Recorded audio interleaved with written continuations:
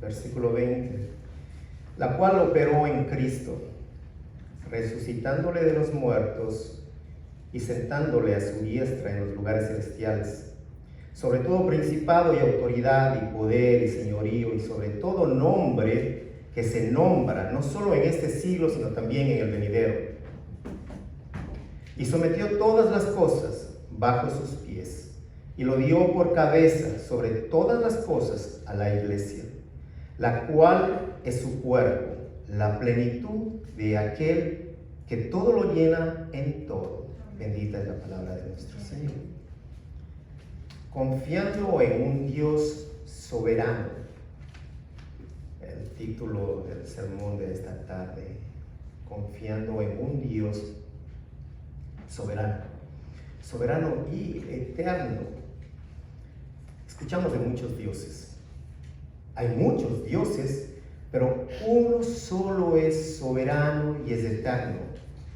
Dice Juan en su libro, en el Evangelio, en el principio era el verbo, y el verbo era con Dios, y el verbo era Dios. Este era en el principio con Dios. Y todas las cosas por Él fueron hechas, y sin Él nada de lo que ha sido hecho fue hecho. Todo lo hizo Él, en su poder. Y Dios se hizo hombre, y antes de su encarnación, Él tenía una sola naturaleza, la divina. Y a partir de su encarnación adquiere naturaleza humana. Desde entonces, 100% Dios, 100% hombre. Jesús, al terminar su ministerio terrenal, se entregó voluntariamente a la muerte por nosotros. Y Él cargó con todos los pecados en su cuerpo y toma el lugar en la cruz, toma nuestro lugar. Y de esta manera Él logra nuestra redención. Al culminar con esta obra de salvación, el Padre lo resucitó, ascendió, y el Padre lo exaltó. Y nosotros nunca podemos olvidar la cruz. No podemos olvidar eso. Porque sin cruz no hay expiación, no hay redención. Y la crucifixión y la resurrección van juntas, van de la mano. La muerte de Cristo es la principal demostración del amor de Dios, dice Romanos 5:8. Mas Dios muestra su amor para con nosotros en que siendo aún pecadores, Cristo murió por nosotros. Pero la resurrección, en cambio, muestra el poder de Dios. El poder, y lo dice a Pablo en esta carta, que fue resucitado a través del poder, de esa fuerza grandiosa y eficaz que lo resucitó de entre los muertos y lo sentó a su derecha en las regiones celestiales. La ascensión nos muestra la culminación de la exaltación a Cristo. Dice un autor que es la cúspide de la historia de la redención hasta ese punto, y que también que es un momento elocuente de la coronación de Cristo como Rey. Y Él, el Rey, el Dios, el único soberano, el único eterno. Y nosotros estamos aquí porque confiamos en un Dios soberano, porque confiamos en Jesús. El primer punto, la máxima exaltación a Cristo. La máxima exaltación a Cristo. Cristo resucitado y exaltado por el poder del Padre.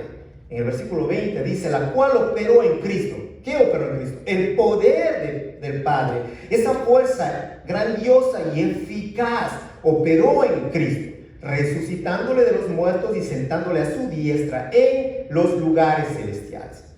Cuando el cuerpo de Cristo estaba en la tumba, un poder divino, un poder infinito, majestuoso del Padre opera en Cristo, resucitándolo de los muertos, llevándole a los cielos y sentándole a su diestra, a su derecha, en lugares celestiales, y proclamándole Señor por encima de todos los poderes y autoridades del universo, dice la palabra. Pero vemos que la humillación a Cristo fue pública, su humillación. pero también su ascensión y su exaltación, la mayor en la historia. Pablo escribe a los Filipenses en el capítulo 2, versículo 9, por lo cual Dios también lo exaltó, el Padre, hasta lo sumo, y le dio un nombre que es sobre todo nombre, para que en el nombre de Jesús se doble toda rodilla de los que están en los cielos y en la tierra y debajo de la tierra, y toda lengua confiese que Jesucristo es el Señor, para gloria de Dios Padre. La mayor exaltación viene del Padre. ¿Cómo no nosotros exaltarle a Dios? ¿Cómo no cantarle? ¿Cómo no exaltarle con la misma palabra de Dios? Que toda rodilla se doblará en su nombre. Y Dios lo sentó a su diestra. La diestra, cuando escucha esta palabra, la diestra de un rey oriental en aquellos tiempos estaba reservada para un ministro, para el primer ministro, o estaba reservada también para el primer oficial, y lo cual simbolizaba no solamente honor, no solamente dignidad, sino delegación de poder. Ese era el significado de estar sentado a la derecha. Pero en el caso de Cristo, significa que Él había sido investido con el señorío soberano y dominio universal, sobre todo, en lugares celestiales, dice Pablo. Y esta palabra es una referencia a las esferas en las que Dios está obrando, lugares celestiales. Pero David lo había dicho más antes, Salmo 110:1. Jehová dijo a mi Señor, siéntate a mi diestra, hasta que ponga a tus enemigos por estrado de tus pies. Ese mismo poder que operó en Jesucristo el día de hoy, en este instante, hoy opera en nuestro espíritu, en nosotros, y un día va a operar en nuestros cuerpos mortales, transformándonos y dándonos cuerpos glorificados e incorruptibles, para que podamos adorarlo por la eternidad. Reinaremos con Él eternamente. Lleva al segundo punto, la soberanía total en Cristo. Una soberanía divina. Dios tiene autoridad sobre todas las cosas, y nada puede sobrepasar los límites de Dios. R.C. Sproul escribió el siguiente pensamiento. Dice: si pensara siquiera por un momento que una sola molécula estuviera corriendo suelta en el universo, fuera del control y dominio del Dios omnipotente, no dormiría esta noche. Mi confianza en el futuro descansa en mi confianza en el Dios que controla la historia. Fin de la cita. La teología sistemática define la soberanía de Dios, porque muchas veces la gente dice, ¿qué es soberanía? ¿Qué habla? ¿Qué es soberano? ¿Qué quiere decir? Bueno, esta es la definición. Autoridad incuestionable que Dios ejerce sobre todas las cosas creadas, ya sea en la tierra o en el cielo, disponiendo de todo, conforme a sus consejos y designios. La soberanía divina está basada en su omnipotencia, omnipresencia y omnisciencia. Dios es absoluto y necesario. Todos necesitamos de Él para existir. Sin Él no hay vida ni movimiento. Pero David lo pone de una manera más sencilla. Salmo 115:3. Nuestro Dios está en los cielos y hace todo lo que le place. Soberanía de Dios. En el 135:6. El Señor hace todo lo que quiere en los cielos y en la tierra, en los mares y en todos sus abismos. El Señor hace lo que Él quiere. Él es soberano. Isaías 46:10. Yo anuncio el fin desde el principio, desde los tiempos antiguos, lo que está por venir. Yo digo, mi propósito se cumplirá y haré todo lo que deseo, porque Él es soberano. Alguien podrá preguntarle al Señor, ¿y por qué me pasa esto a mí? ¿Podrá el barro preguntarle al alfarero? Haré todo lo que deseo. Dios es soberano. Hermanos, Dios es soberano. Continuando el versículo 21, soberano, sí, pero sobre todo principado, autoridad y poder y señorío, en el versículo 21. En el mundo invisible sabemos que existen principados, que existen autoridades y poderes satánicos. Una buena noticia, todos ellos fueron vencidos por Jesús en la cruz. Todos fueron vencidos en la cruz. Y el dominio de Cristo está más arriba de cualquier otro, por encima de todo, dice la palabra, de todo. Y Pablo, con esto, él no quiere dejar ningún elemento de fuerza en todo el universo. No lo quiere dejar afuera, sea del bien o sea del mal. Y si nosotros vemos el significado en el original, principado significa jurisdicción, autoridad significa potestad o facultad, poder significa potencia o fuerza, y señorío se refiere a dominio o potestad. Todo esto está bajo el dominio de Cristo para la eternidad. Ahora, si nosotros recordamos, quien recibió señorío en un comienzo fue el primer representante, nuestro primer representante. Adán, Dios le había dado el señorío sobre la tierra, Génesis 1:26. Y Adán, al desobedecer, perdió este señorío. Y Satanás arrebató de sus manos. Ahora, ante esto, Cristo, el segundo Adán, el segundo representante de los hombres, ¿qué hace? Con su muerte, con su resurrección, reconquistó esa autoridad que Adán había perdido al pecar. Dice Mateo 28:18. Jesús se acercó entonces a ellos y les dijo, hablándoles a sus discípulos: se me ha dado toda autoridad en el cielo y en la tierra, porque Él es soberano, Él es el Hijo de Dios. Y Pablo escribe a Timoteo en la primera carta, capítulo 6, versículo 15, al único y bendito soberano.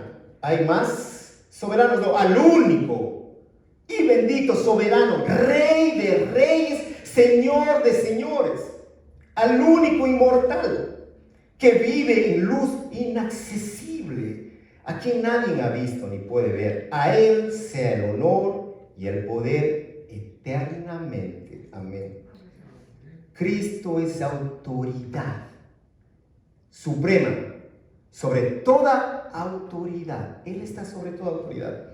Y no solamente sobre las potestades diabólicas, no solamente sobre ellas, sino también sobre toda autoridad humana. Él está sobre todo rey, sobre todos los reyes, sobre todos los presidentes, gobernantes y cualquier otra autoridad que usted pueda imaginarse. Todo está bajo su soberanía. Más adelante en el versículo 21 dice, sobre todo nombre. También hay otros nombres. ¿Qué sucede? Que en el pensamiento oriental, conocer el nombre de la persona era adquirir poder sobre ella. Y en la brujería se usaban nombres, invocaban nombres de dioses, de otras personas, para adquirir poder. Pero el nombre de Cristo, su nombre, es superior al de todos estos falsos dioses. Nombre sobre todo nombre. No importa qué nombre, qué Dios invoque. Él está sobre todo. Él es superior. Su autoridad es superior. La de Cristo. Dice Hebreos 1:3. Cristo, el Hijo de Dios, dice. El Hijo es el resplandor de la gloria de Dios, la fiel imagen de lo que Él es, y el que sostiene todas las cosas con su palabra poderosa.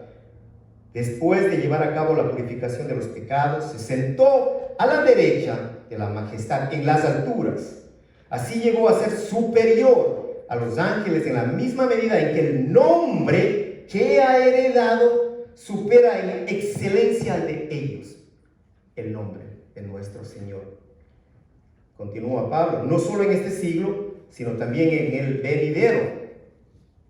En el Nuevo Testamento no siempre se refiere a 100 años, la mención de un siglo, sino a un periodo completo. No necesariamente son 100 años. Y este siglo venidero al cual se refiere Pablo iniciará con el regreso de Cristo. El dominio de Cristo no es temporal. El dominio de Cristo es eterno por la eternidad.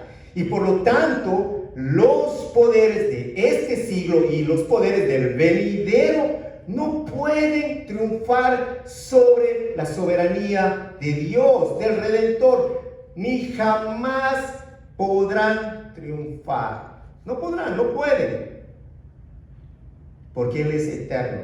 En el 22 dice, y sometió todas las cosas bajo sus pies. Todo, absolutamente todo está sujeto a Él. Todo. Y todo está bajo su autoridad. Recuerde que todo está bajo la autoridad de Cristo. La creación, sí. El universo, la naturaleza depende de Cristo. Y creo que es el mejor tiempo, el más hermoso, mirar a esos árboles secos, ramas secas de hace par de meses, ahora llenas de flores, árboles verdes, hermosos, porque su creador los sustenta. La naturaleza, también los ángeles, los demonios, los gobernantes, todo está bajo la autoridad de Cristo. Las naciones, la historia, las circunstancias y cuanto usted quiera añadir, está bajo la autoridad de Dios, porque Él es el Rey. Pero Él es el Rey de Reyes, pero Él es soberano, sí, Señor de señores, dice Apocalipsis 17:14. Pelearán contra el Cordero, y el Cordero los vencerá, porque Él es Señor de señores y Rey de reyes, y los que están con Él son llamados y elegidos y fieles. Permítame repetir este versículo. Quisiera quedarme en este versículo. Pelearán contra el Cordero, y el Cordero los vencerá, porque Él es Señor de señores y Rey de reyes, y los que están con Él son llamados y elegidos y fieles.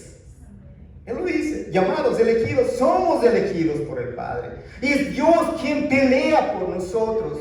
¿En dónde está nuestra confianza? ¿Por qué tenemos que dudar todo el tiempo? Dudar de que Él es poderoso. ¿Por qué la iglesia? ¿Por qué muchos pelean y malgastan su tiempo peleando con los demonios? ¿Por qué se entretienen atando demonios, declarando a los demonios, llamando a los demonios, conversando? ¿Por qué pierden su tiempo? ¿Por qué malgastan? Posiblemente porque no tienen una enseñanza correcta y porque les agrada estar en esta falsa enseñanza. No deberían estar atando demonios. Deberían estar peleando con su carne, atando sus pecados, reprendiendo su propia carne. Dígame usted, si el niño de 5 años no le obedece, se le ríe y se va. Con él no puede, con el de 5 años. Con el de 12 peor, con el teenager, por favor, ya está, se da vuelta y hace todo lo contrario que usted le dijo que no haga. ¿Y qué pasó? Whatever. Ok. Con el adulto de 30 tampoco puede. No, yo soy adulto, yo hago mi vida. Thank you, Dad, but I take my decisions. All right. Gracias, papá. Y el viejo peor. Olvídese. A mí me vas a enseñar a esta altura. Entonces, si el hombre no puede ni con el niño, ¿cómo va a atreverse a atar un demonio? Si con el humano no puede con lo celestial. Por favor, ¿en dónde estamos? La iglesia necesita recapacitar. Y como creyentes estamos llamados, hermanos, en el amor de Cristo, a exhortar a aquellos hermanos que por una u otra razón están actuando incorrectamente. En el amor de Cristo, usted le deja y se va. Le comunica y se va. Lo que él quiera hacer y continuar haciendo es su responsabilidad. Pero usted ya le dice, el único que tiene el poder es Cristo, no tú. Amén. Tú peleas con tu carne, no con los demonios. Él es la máxima autoridad sobre todos, no el hombre. Dios es el que está sobre todos y sobre todo. Él pelea, hermanos. Descansemos en el Señor. Descansemos y peleemos con esta carne que quiere alimentarse de lo que no debe alimentarse. Y someterla todo el tiempo. Y Dios se encarga de lo celestial. Él es el que lo hace. Tercer punto, la función preeminente de Cristo. Ser cabeza de la iglesia. Hay mucho que hablar sobre esto, que meditar. Cristo, la cabeza de la iglesia, dice en el 22. Dios sometió todas las cosas al dominio de Cristo y le dio como cabeza de todo a la iglesia. ¿Qué vemos aquí? Esto implica algo muy importante. De todos los oficios que el Padre le dio, que le atribuye a Cristo, el más importante es el ser cabeza de la iglesia. ¡Wow! ¡Qué grandioso! El más importante, cabeza de la iglesia. Y la iglesia somos nosotros, el cuerpo de Cristo. Y jamás, si somos el cuerpo, si es la cabeza, jamás nos vamos a poder separar. Mi cabeza no se puede por allá, y mi cuerpo no puede. No podremos separarnos. Nos apartamos del pecado para unirnos a Cristo. Dejamos nuestras vidas pecaminosas para unirnos a Cristo. Pudimos escuchar su voz porque Él abrió nuestros oídos para unirnos a Él. Y esta palabra, iglesia, es una palabra muy importante en esta carta, en esta epístola. Se repite 9 veces. Y esta palabra viene del griego eclesia, pero es una palabra compuesta por 2 palabras. Que significa fuera, y klesis, que significa llamar. ¿Y qué implica esta palabra, el concepto de esto? Que los que obedecemos el llamado del Señor salimos del pecado y del mundo. Y si nosotros quisiéramos traducirlo de una manera literal, sería los llamados fuera. Llamados fuera. Apartados, salidos del mundo, del pecado, dejamos esa vida. Pero la verdadera visión no está en la etimología de la palabra, en sus conceptos, sino en la revelación de Dios en cuanto a la iglesia. La iglesia es el pueblo. Ahí está el pueblo, la familia que Él planeó desde la eternidad, desde antes de la fundación del mundo. Él lo planeó ya. Amén. Que nosotros íbamos a ser su familia, sus hijos. Y esta carta hermosa contiene la revelación más completa y la más clara sobre la iglesia. Y en los 2 últimos versículos, Pablo va a usar 2 expresiones muy importantes para definir a la iglesia. Primero, es el cuerpo de Cristo. Y luego es la plenitud de Cristo. Cuerpo y plenitud, dice el 23. La cual es su cuerpo, la plenitud de aquel que todo lo llena en todo. Y pues esta figura del cuerpo es la que se usa en el Nuevo Testamento para poder referirse a la iglesia como una metáfora. Cristo es la cabeza. ¿Y qué hace la cabeza? La cabeza gobierna, dirige al cuerpo, la cabeza, al cuerpo y a cada uno de los miembros. Además de eso, no solamente la dirige, también la cuida. La cabeza la cuida y sustenta a todo el cuerpo, todo el cuerpo. ¿Quiénes pertenecen a la iglesia? Podría surgir esa pregunta. Bueno, ¿quiénes pertenecen? ¿Los que están? No necesariamente. ¿Los que están en un building, un edificio, o que se reúnen a adorar? No necesariamente. Pertenecen a la iglesia. Los que pertenecen a la iglesia son aquellos que están unidos a Cristo y bajo su autoridad y bajo su gobierno. Si usted está bajo la autoridad de Cristo, bajo el gobierno de Cristo, usted pertenece a su cuerpo. Usted pertenece a la iglesia de Dios. si usted reconoce que sí, que Él es el Señor de su vida, si usted está 100% que Él es el Señor, usted es miembro de ese cuerpo, de la única iglesia, la única verdadera, de la comunidad, de los redimidos, de los santos, de los hombres, de las mujeres que han nacido de nuevo. Y hay una revelación vital entre Cristo y la iglesia, la cabeza y el cuerpo. Es muy similar, la cabeza y el cuerpo. La relación que hay. Cristo resucitado, mediante el poder del Espíritu Santo, está presente en cada uno de sus miembros, de su cuerpo. ¿Para qué Él está presente? Para darles vida y crecimiento.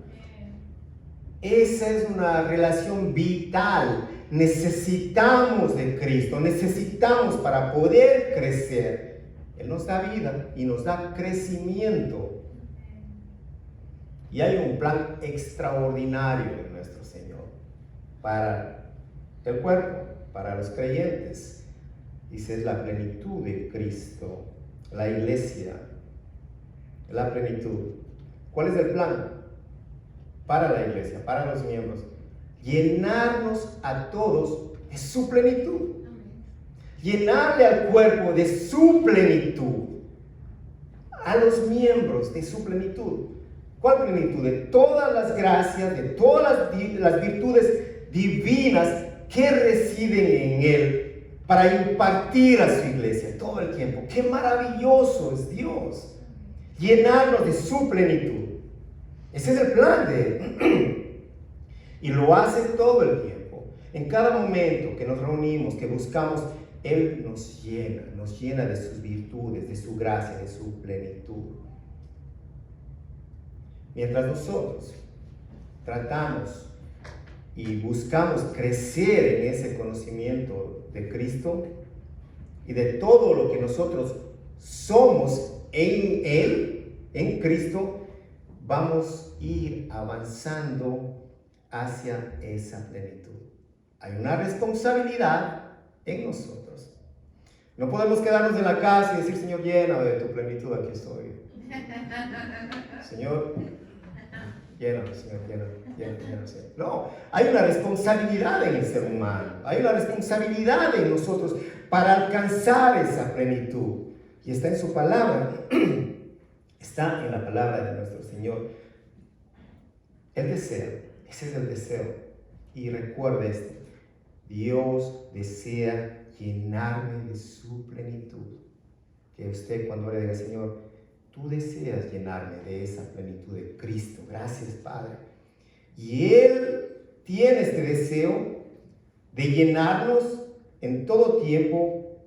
¿Hasta cuándo? Hasta en el momento en que Él sea el todo en todos. ¿Escuchó? Le voy a repetir. Él no va a parar.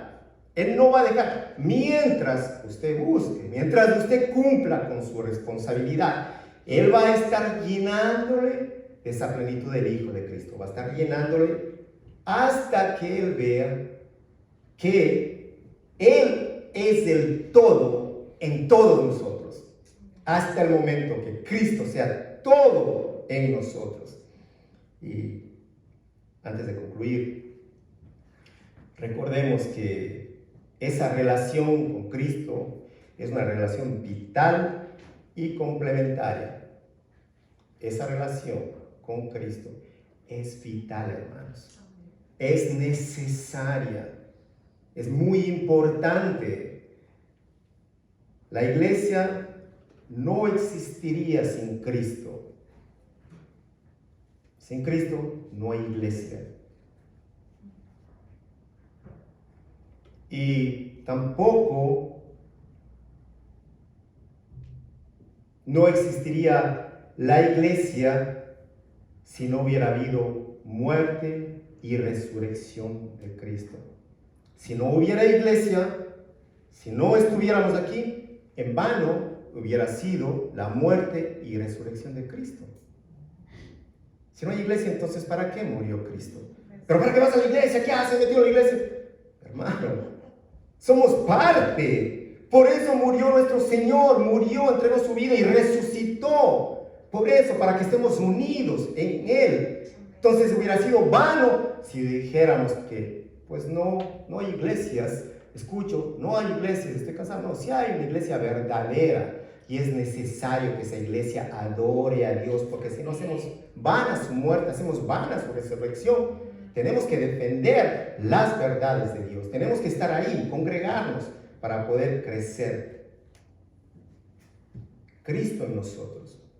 Las bendiciones en Cristo. Mire usted esta relación. Cristo en nosotros y nosotros en Cristo. Si usted medita en esto, usted ora. Gran responsabilidad. Cristo en mí. Sí, Cristo en mí me fortalece. Cristo en mí. Dios me da la fuerza. Dios me guía. Dios me da todo. En Él soy fuerte. Cristo en mí. Sí. Y usted en Cristo. Y si nosotros estamos en Cristo, ¿qué espera Cristo de nosotros? Santidad. Más santos. Temor. Claro, temor a Él. Temor a pecar contra Él. Demanda santidad. Cristo en mí. Y yo en Cristo. Usted ve esa mutua relación. Pero vamos a ser nuevamente responsables con lo que nosotros necesitamos hacer. Demanda santidad. Cristo en mí, Cristo en mí. Recuerde que usted está en Cristo, en el santo, en el único, 3 veces santo, nuestro Señor. Es una relación mutua. Cabeza, cuerpo. Y esta metáfora ilustra esa interacción vital de su existencia. Y además enfatiza este concepto que enfatiza la importancia de la función de la iglesia, de la asamblea. Y además de eso, la dependencia de la iglesia en Cristo Jesús. Nosotros dependemos de Cristo. Cristo sostiene su iglesia. No dependemos del pastor, no dependemos de los hermanos, no dependemos de los que sirven, dependemos de Cristo. La iglesia depende de Cristo. Es Él quien la sustenta. Muy importante recordar este concepto. Y Pablo pues cierra con una regla doctrinal, cierra este capítulo y termina la intercesión que él está haciendo a favor de la iglesia.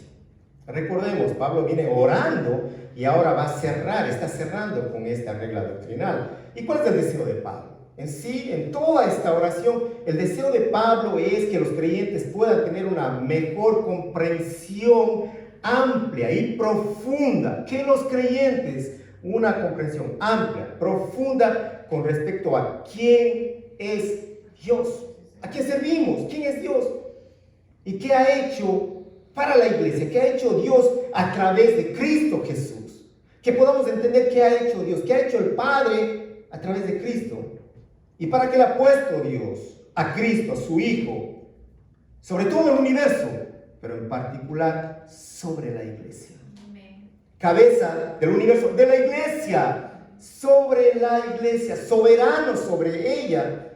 Y dice un autor, la iglesia es la expresión máxima del propósito divino. Le repito, la iglesia es la expresión máxima del propósito divino, el propósito de Dios. Una sola aplicación para este mensaje. Si usted está en Cristo, si usted está en Cristo, su vida le pertenece a Cristo. No sé cuántos estén en Cristo, pero si usted es de Cristo, su vida le pertenece a Dios. Y si su vida le pertenece a Dios, usted ya no es el Señor de su vida. Ya no. Ya no son sus planes, ya no son sus metas, ya no es su tiempo, ya no son sus deseos, sino los de Dios. Amén. No pelee con Dios. Amén. No pelee con Dios. Le pertenece a Dios. La iglesia, la asamblea, necesita confiar en la soberanía de Dios. Necesitamos confiar en su soberanía. Como hijos, necesitamos confiar y recordar cuál fue el precio para que nosotros seamos llamados hijos, a precio de sangre. Hermanos, confíen, obedezcan la palabra de Dios. ¿Para qué? Para que el poder de Dios actúe en sus corazones y la iglesia avance a su meta. Amén. Vamos a orar y darle gracias al Señor por esta tarde. Amantísimo Dios, nuestro